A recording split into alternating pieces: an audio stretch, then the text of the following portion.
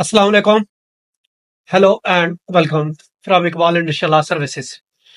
आज के जो हमारा लीगल लेक्चर है वो है फेक एफआईए या स्टेट बैंक ऑफ पाकिस्तान की कॉल्स आती है। फेक कोई कॉल्स करता है फ्रॉड के लिए, कोई हैकर्स जो कि स्टेट बैंक ऑफ पाकिस्तान का एहलकार बनकर या सिक्योरिटी इदारे के नाम पर एफआईए का नाम लेकर कोई आपको कॉल करता है आपकी जाती रकम चुराने के लिए। उस सिलसिले में आपकी जो पर्सनल इंफॉर्मेशन है उसको चुराने के लिए, वो लेने के लिए कुछ जो फ्रॉडुलेंट तरीके से कुछ लोग धोखेबाज जो होते हैं वो जदीद टेक्नोलॉजी का इस्तेमाल करते हैं और जो धोखाधड़ी के तरीके से या फिर जेली एफआईए का पर्सन शो करके या state bank of Pakistan show करके वो आपसे आपके क्रेडिट कार्ड की इंफॉर्मेशन लेते हैं या फिर पिन लेते हैं, ओटीपी लेते हैं आपसे, या फिर ये कहते हैं कि हमने आपके अकाउंट में इलीगल एक्टिविटीज देखी हैं इसलिए आप हमें डिटेल बताएं ताकि हम उसको डिटेक्ट कर सकें। अब इस तरीके के लिए समटाइम ऐसा भी होता है कोई एप्लीकेशंस के थ्रू वो फिशिंग लिंक आपको भेजते हैं, कोई आपको ईमेल करते हैं जिसको एक लिंक होता है जिसको आप क्लिक करते हैं और इसके अलावा आप की जो सीएनईसी की इंफॉर्मेशन है, जो पर्सनल आपकी मालूमात है, वो एसएमएस के थ्रू या ईमेल के थ्रू जो ही आप उस जेली लिंक पर क्लिक करते हैं उसके जरिए वो सारी इंफॉर्मेशन जो आप कहते हैं कि ये दर्ज करें तो उनके पास चली जाती है।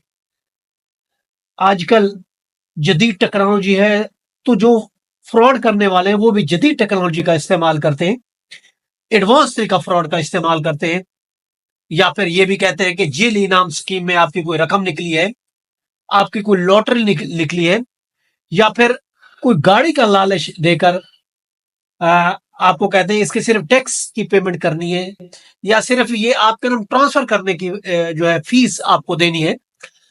और इसके अलावा सिम क्लोन भी कर लेते हैं समटाइम, ओटीपी के जरिए आप क्लोन कर ली जाती है, आपकी सिम क्लोन कर ली जाती है जिससे आपकी सिम वो इस्तेमाल करते हैं, आपकी सिम खत्म हो जाती है और इस तरीके से वो किसी ना किसी तरीके से आपका सीएनएसी और अपनी जाती मालूमात तक रसाई हासिल करते हैं।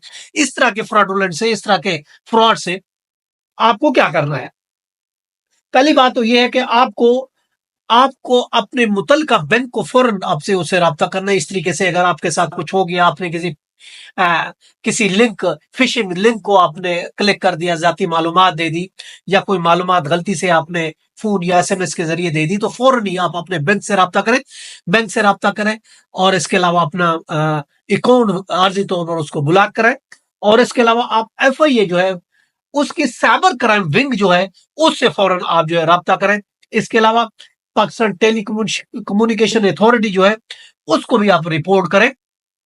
इसके अलावा आप कोर्ट प्रोसीडिंग भी कर सकते हैं। कोर्ट प्रोसीडिंग में ये है, अगर आप चाहते हैं कि एफआईआर उस बंदों के खिलाफ या नामालूम अफराद एफआईआर भी आप लॉन्च करा सकते हैं।